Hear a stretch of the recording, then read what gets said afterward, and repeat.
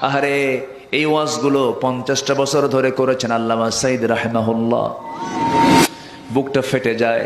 আজকে সবাই বিজয়ী বেশে সবার বাড়ি বাড়ি ফিরলো, কিন্তু আল্লামা সাঈদীর বাড়ি ফেরা হলো না।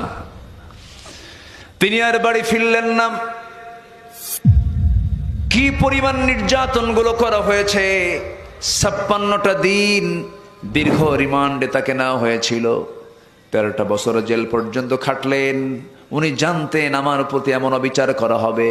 ফার্স্ট হজ তিনি করেছেন 2009 সালে।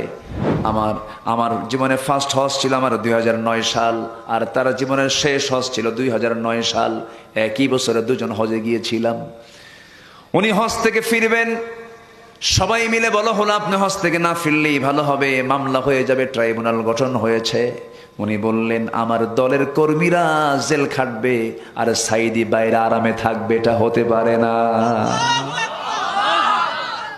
বোঝেন নাই কথা বুঝতেছেন না?